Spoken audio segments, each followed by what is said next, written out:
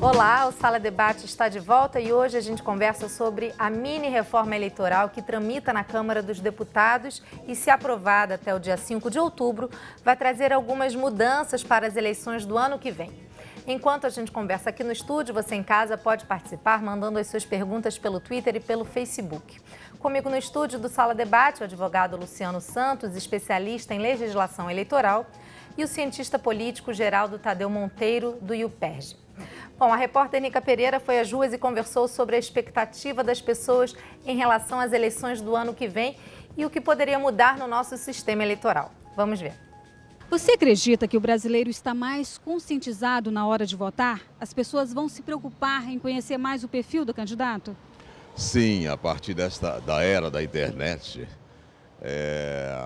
houve um levante no Brasil inteiro e eu acredito piamente de que o perfil dos candidatos terá que mudar frente a essas manifestações que têm acontecido nesses últimos tempos. Eu investiria um pouco mais no controle a respeito da poluição, né, no qual acontece após toda essa divulgação, que a gente enxerga que após o período da política, da eleição, as placas de publicidade elas continuam por um grande tempo. Votar se eu quiser votar e se eu votar nulo, não ir para partido nenhum. É esse o meu pensamento. Se é um país democrático, o povo tem que ter mais esse direito. Como a gente viu, o professor de matemática acredita que as pessoas estão mais críticas e vão pensar um pouquinho melhor na hora de escolher os candidatos. Será? Olha, eu acho que nós temos que ser otimistas, né? Embora o quadro não seja exatamente esse de muito otimismo. Como eu disse, eu acho que no sistema que nós temos hoje de escolha de candidatos, eu acho que nós vamos ter a reprodução do que vem acontecendo. Mas eu acho que nós temos que ter expectativa. Acho que dificilmente alguma coisa será alterada até dia 5, até porque o Senado fez um projeto, mandou para a Câmara e a Câmara está discutindo o seu projeto ainda, que teria que passar pelo Senado. Então, o tempo muito curto e acho muito difícil conseguir fazer alguma alteração. Mas, ainda que não aconteça para essas eleições, temos que trabalhar para 2016, para que alguma coisa possa mudar. Agora, informação, como as que a gente comentou no bloco anterior, né, divulgadas aí pela ONG Transparência, são importantes também, o eleitor ter conhecimento desses dados, né, Geraldo, para eleger bem o seu candidato. Eu costumo dizer que não existe voto certo ou errado, né? Existe o voto informado.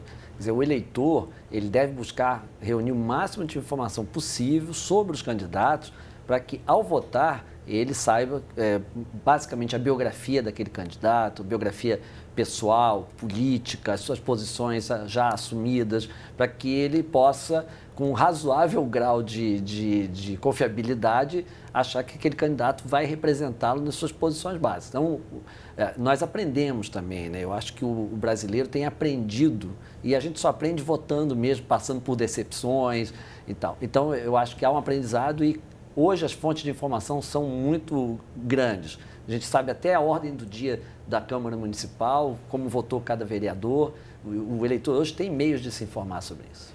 Agora, outro entrevistado falou sobre a questão do voto branco e nulo. Essa ainda é uma questão. O que acontece hoje em dia? Eu queria que vocês explicassem quando a gente vota branco e vota nulo. Existe a falsa ideia, porque isso já aconteceu no passado, de que o voto branco poderia ir na contagem e beneficiar algum candidato. Hoje, tanto o voto branco como o voto nulo são descartados, eles não são contados. Então, quem está votando vota nulo, um número diferente, o voto é anulado, não beneficia ninguém, e o voto branco também é descartado. Então, o eleitor que tem essa opção não vai beneficiar nenhum candidato. A gente tem mais uma participação aqui via Facebook. O Alberto Ramires Filho diz o seguinte: a confiabilidade nas urnas eletrônicas tem sido questionada nas redes sociais. Elas são seguras, confiáveis ou não? Olha, há muita mitologia em torno disso, né? Denúncias e tal, mas há um sistema de controle, né? O doutor Luciano, que é advogado praticante nessa área de direito eleitoral, sabe melhor do que eu, mas os próprios partidos têm seus representantes que controlam cada passo da montagem do sistema de apuração das urnas. A Justiça Eleitoral é muito ciosa disso, o Ministério Público acompanha Então, não me parece que sejam fundadas essas dúvidas sobre a confiabilidade das urnas eletrônicas. Eu diria que a urna eletrônica ela é um benefício que veio, a votação é muito mais facilitada e a contagem, o escrutínio, então, nem se fala, é muito mais rápido e evita um desgaste que existia. Agora, precisa ter fiscalização, precisa ser acompanhado, os partidos precisam acompanhar, a OAB participa também dessa fiscalização do processo de votação. Então, eu acho que nós temos um sistema que é bom e precisa de fiscalização. Agora, em relação aos partidos políticos, quantos partidos a gente tem registrados no TSE? Porque a gente tem visto aí movimentos para surgimento de outros partidos, né? São atualmente 30 partidos, né, registrados e mais pelo menos 2 ou 3 em processo, que é a Rede de Sustentabilidade, Solidariedade. Né? Hoje surgiu ainda algumas notícias dizendo que alguns desses partidos burlaram, falsificaram assinaturas, né? Esse é um problema também, né, de legitimar esse processo, né? Existe um partido que está sendo registrado com o nome de Arena. Então, a coisa é muita criatividade, né? A coisa vai. Mas eu penso que o número de partidos não é o problema. O problema é que você precisa ter regras onde os partidos têm que ter desempenho, os partidos precisam ser ideológicos, né? Não dá para ser legenda de aluguel. Então, não dá para ficar o partido sendo alugado e sendo usado de forma que não tem nada a ver com o processo eleitoral. Eu acho que é essas distorções que nós precisamos corrigir. Só fazer uma observação sobre isso, que é muito comum as pessoas falarem que tem partido demais no Brasil. Não tem partido demais no Brasil. Nós temos um número bastante razoável. A Alemanha tem 55 partidos registrados. Na última eleição para presidente dos Estados Unidos, houve 110 candidatos à presidência, porque lá o candidato pode ser de um estado somente, pode ser avulso. O problema é que quando o Supremo Tribunal descartou a cláusula de barreira, aquela que dizia que o partido tem que ter no mínimo 5% da votação em nível nacional para ter direito à representação no Congresso, aí nós criamos uma situação em que o Congresso tem 17 partidos representados, as câmaras municipais também. O partido que tem mais deputados no Congresso, que é o PT, tem 18% dos deputados. Então, a gestão política desse universo com tantos partidos fica muito difícil. Então, ter muitos partidos é um sinal de vitalidade da democracia. O que nós precisamos decidir é se nós queremos que todos os 30 partidos participem igualmente do Legislativo e do Executivo. E tem um exemplo dessa semana, a eleição na Alemanha. Um dos partidos que faziam a composição com a Angela Merkel não atingiu 5% que a Alemanha exige e está fora, não vai participar do governo. Quer dizer, tem que ter uma mudança também aí na lei dos partidos, né? Exatamente. Eu vou chamar para a nossa conversa agora o senador Waldir Raupp, do PMDB de Rondônia, que é o relator da proposta da mini-reforma. Boa noite, senador, tudo bem? Boa noite, Larissa Werneck, boa noite, Luciano Santos, boa noite, Geraldo Tadeu, boa noite especial às senhoras e senhores telespectadores da TV Futura e internautas também que estão nos assistindo neste momento. Boa noite. Senador, o senhor acredita que a mini-reforma ela vai ser aprovada a tempo de valer para as eleições de 2014? Olha, eu acredito, a Câmara deverá votar o mais breve possível, que deverá ainda voltar ao Senado, e no Senado isso poderia ser aprovado em 24 horas, até porque já passou pelo Senado Federal. Eu acho que deveríamos aprovar. Nós fizemos um esforço muito grande. Eu sei que não é a reforma dos sonhos nem do Congresso e nem da população brasileira, mas foi o possível neste momento para que possa valer até as eleições de 2014. Uma reforma mais profunda deverá ser discutida no próximo ano e aí, com o tempo, ser aprovada até para atender os apelos, né, da população, o apelo das ruas, para 2016 e 2018. Aí, com financiamento público de campanha, talvez misto, com financiamento de pessoas físicas, que eu já ouvi aí os cientistas aí debatendo até um salário mínimo, até R$1.000. Eu acho que isso aí é o de menos. O importante é que se acabe de uma vez por todas com os grandes financiamentos de campanha, que é isso que deixa uma campanha muito cara e às vezes com muitas fraudes também. Então eu sou favorável ao financiamento público, porém também misto com pessoas físicas. O fim das coligações proporcionais, eu relatei um projeto na CCJ do Senado, uma PEC do presidente Sarney, colocando o fim das coligações proporcionais, para que cada partido possa apresentar a sua nominata e eleger os seus parlamentares. Talvez a coincidência de mandatos também ficaria para uma reforma futura, porque hoje eleições, um ano sim, outro não, acaba encarecendo, a população cansando também de tantas votações a cada 2 anos. Acho que um mandato de 5 ou 6 anos para todos os níveis, eu acho que seria o ideal para as próximas eleições. Senador, mas em relação ao financiamento, há realmente uma disposição dos senadores para que isso tenha realmente uma mudança nessa questão do financiamento? Porque esse é um ponto que sempre vai e volta, né? É o que a gente percebe quando se fala em reforma eleitoral. Eu acredito que sim, porque hoje já existe a propaganda eleitoral gratuita no rádio e na televisão. Isso já é uma espécie de financiamento público de campanha. O que faltaria? Um pouco mais para as propagandas, para os papéis impressos, para a contratação de um veículo de som, alguns cabos eleitorais para levantar uma bandeira, distribuir um material. Eu acho que faltaria muito pouco para as campanhas ficarem mais transparentes e mais baratas. Agora, na sua opinião, então, onde está a injustiça entre os candidatos e os partidos? A injustiça? Entre essa relação entre número de candidatos, partidos, como o senhor citou. Olha, eu acho que a injustiça é quando um candidato que tem o poder, ele pode atrair mais financiamento do que um que está entrando agora, ou que não tem o poder, não tem força para atrair financiamentos privados de campanha. Sempre há um peso a mais para um lado ou para o outro. E o financiamento público traria justiça para todos os candidatos. E as doações também de pessoas físicas, eu acho que eu já vi candidato pobre recebendo grandes doações de campanha, e candidatos ricos que já se candidataram e não tiveram sequer financiamento de campanha e não conseguiram fazer uma boa campanha. Eu acho que para fazer justiça seria realmente o financiamento público com as doações de pessoas físicas. Senador, o Luciano Santos, que está aqui no programa, quer fazer uma pergunta para o senhor. Pode falar, Luciano, por favor. Senador, boa noite. O senador disse que os assuntos mais importantes talvez fiquem mais para frente, como a questão do financiamento público. O senador não acha que já tem bastante debate no Congresso sobre o assunto, que o assunto já não estaria maduro para que pudesse ser votado ainda, para podermos aplicar isso nas próximas eleições? Eu acho que nesse momento, até porque não tem como se discutir qual o montante, qual o volume desse financiamento. Então não daria tempo para se aprovar isso em 30, 60 dias. Com a reforma mais profunda para o próximo ano, para valer para 2016 e 2018, acho que podemos chegar nesse consenso, já que nós temos 22 bancadas, 22 partidos com bancadas na Câmara e acho que 10 ou 11 partidos com bancada no Senado Federal. É muito difícil buscar um consenso dentro de matérias polêmicas como essa, o financiamento público, o fim das coligações proporcionais, o voto, a candidatura avulsa, a coincidência de mandatos. Tudo isso dificulta quando se tem que extravar grandes debates no Congresso Nacional.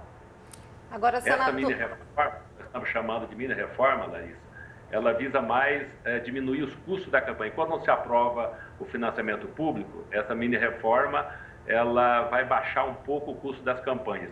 Por exemplo, a disputa dos candidatos, quando se trata de envelopamento de carro, que é aquele adesivo em volta do carro todo, que fica muito caro, chega a custar mil e poucos reais para você envelopar um carro de propaganda. E cada candidato quer colocar mais carro do que o outro na rua. Isso acaba encarecendo muito o custo da campanha. Outros são os cavaletes, os outdoors, os cavaletes.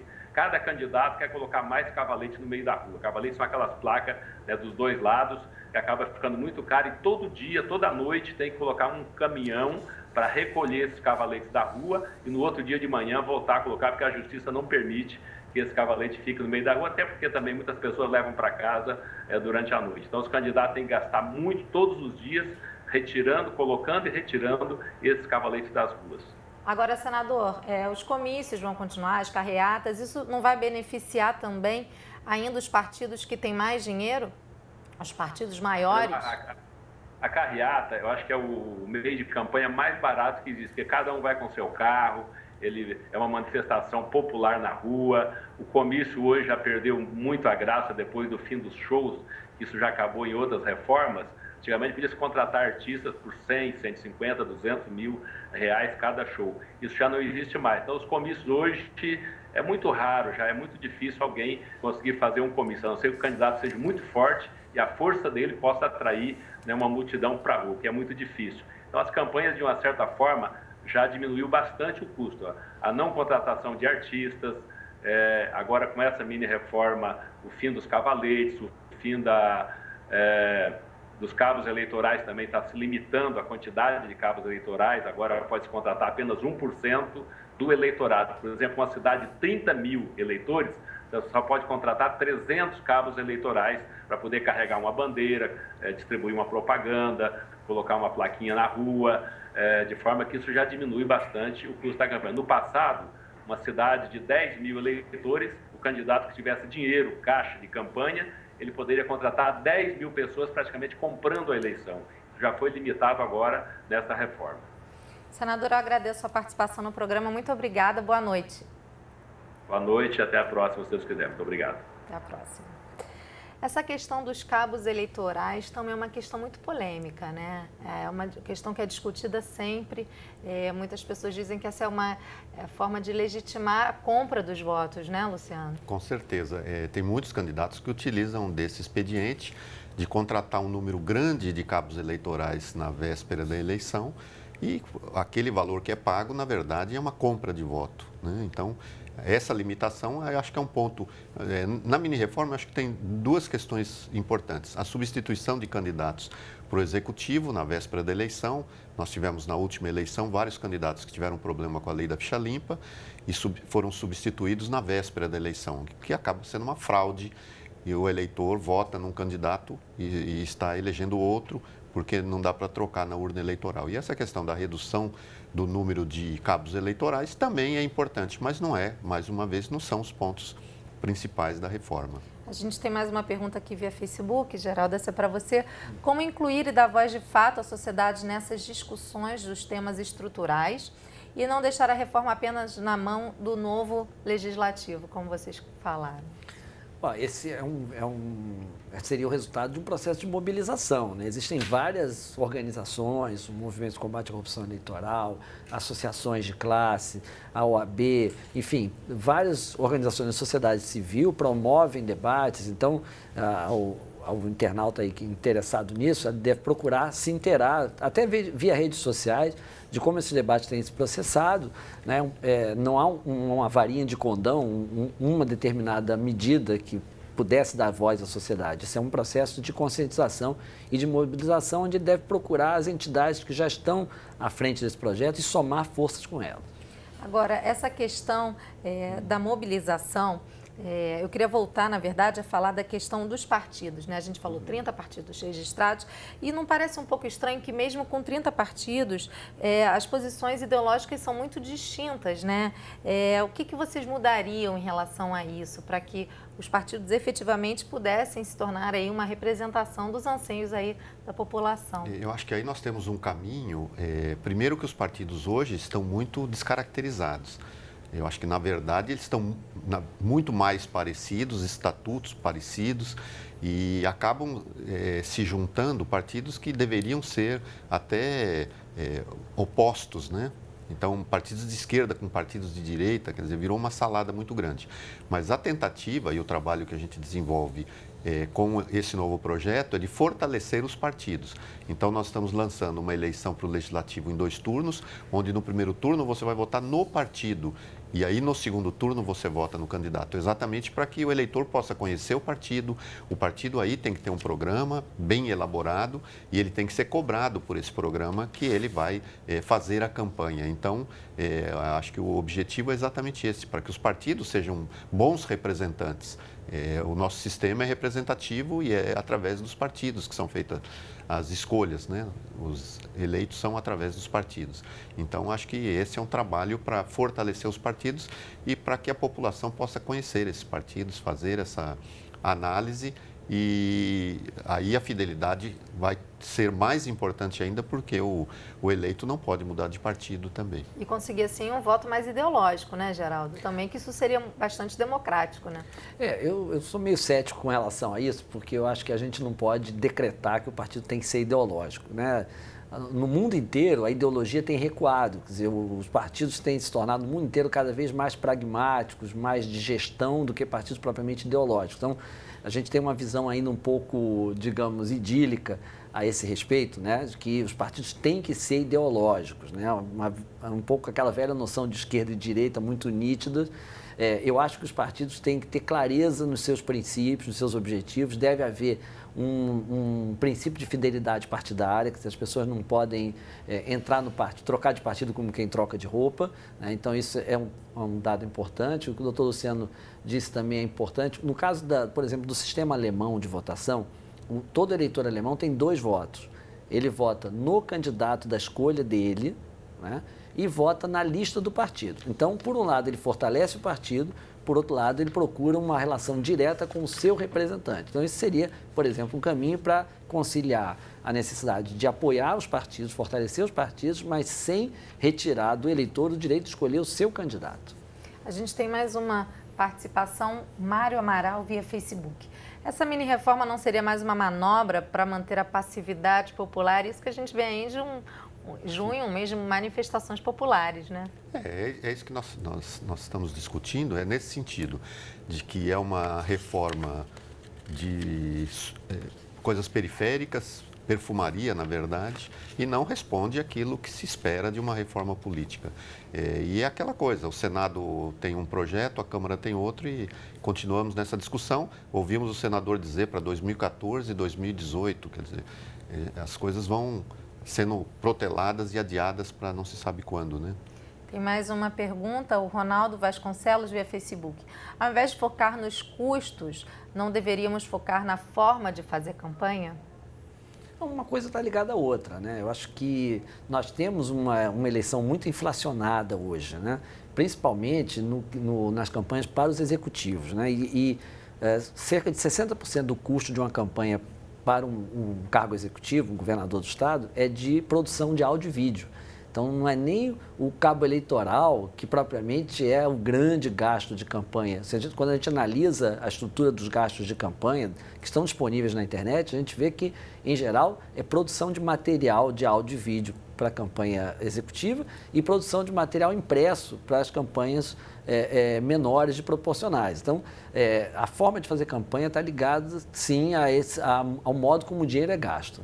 A gente tem uma questão que é citada aí na mini-reforma em relação às redes sociais. Manifestações em redes sociais não serão consideradas campanha. Vocês concordam com isso? Como é que a gente pode pensar o processo eleitoral aí quando a era da internet já é um fato, né? Então, na verdade, acaba sendo uma questão controvertida, porque ao mesmo tempo em que libera para a internet, discute redução de tempo de campanha, o nosso pensamento é de que é que a internet é um espaço livre e que ele assim deve ser.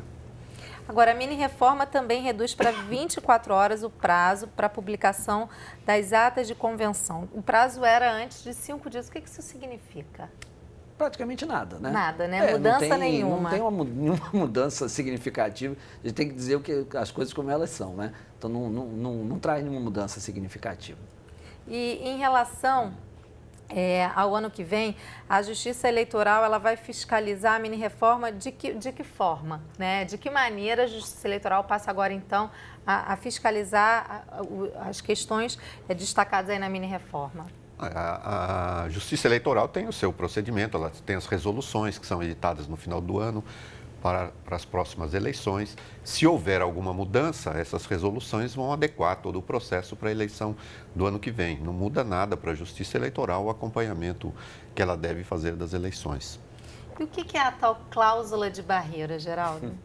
Bom, a cláusula de barreira é um dispositivo que é adotado em vários países do mundo, que estabelece um patamar mínimo de votação para que o partido possa ter direito a eleger representantes ao parlamento, né? É de 2% na Israel, é de 5% na Alemanha, no Brasil se propunha 5%, para a eleição, se não me engano, de 2006, né? E essa cláusula foi derrubada pelo Supremo Tribunal Federal, numa decisão que considerou que aquela mudança deveria ter sido feita por emenda constitucional e não no corpo da lei. Foi uma questão mais formal. Agora, eu queria fazer uma observação rápida sobre a questão da campanha, né? Da internet, etc. A gente vive uma espécie de hipocrisia generalizada nesse caso da campanha, né? Todo mundo é candidato, mas ninguém pode dizer que é candidato porque isso constituiria campanha antecipada. Eu sou a favor da liberação de se dizer que o sujeito possa, 2 anos antes da eleição, dizer eu sou candidato, eu não vejo nenhum mal nisso. Quer dizer, quando ele foi escolhido ali na convenção do seu partido, ele já poderia fazer campanha. Eu posso, qualquer cidadão poderia... Hoje, depois da convenção, você pode fazer. Mas isso que o professor Geraldo está falando é que tem que ser aberto. As pessoas podem dizer, eu quero ser candidato, e hoje isso existe punição, tem multa. Tem blogueiros que têm 1 milhão de multa para pagar porque falaram sobre a eleição. Isso é uma hipocrisia generalizada. Eu acho que fazer campanha é um ato cívico e deveria ser direito de todos, sem que a lei... E agora, a justiça seja feita, não é a justiça eleitoral, é a própria lei que pune isso. Então, acho que esse é um dispositivo que podia ser mudado, permitindo que a campanha fosse mais livre. Outro aspecto importante é o chamado horário eleitoral gratuito, que literalmente não serve para nada. É dinheiro público jogado fora, porque... Quando a gente faz pesquisas sobre o horário eleitoral gratuito, a gente descobre que a minoria de pessoas que assistem ao horário eleitoral e esses que assistem já têm candidato e vão assistir ao desempenho do seu candidato para ter argumentos para discutir na rua. Então, o horário eleitoral é uma grande perda de dinheiro público. Isso seria muito mais bem utilizado se, por exemplo, a lei determinasse que as emissoras de rádio e televisão promovessem livremente debates entre os candidatos no seu horário normal, nos seus programas jornalísticos, em igualdade de condições. Então, eu acho que esse é um ponto importante a ser colocado numa reforma política. Essas questões da reforma eleitoral, como sempre, trazem muita participação, tem muitos pontos a serem questionados e debatidos, mas infelizmente o nosso tempo acabou. Eu queria agradecer a presença de vocês. Geraldo Tadeu, muito obrigada. Luciano Santos também. Até a próxima. Até. O Sala Debate termina por aqui. Eu agradeço a presença dos nossos convidados aqui no estúdio e dos senadores Valdir Raupp e Walter Pinheiro, que participaram com a gente pela internet. Você continue ligado no canal Futura. O Sala Debate volta na próxima terça-feira, às 9 horas da noite. Até lá!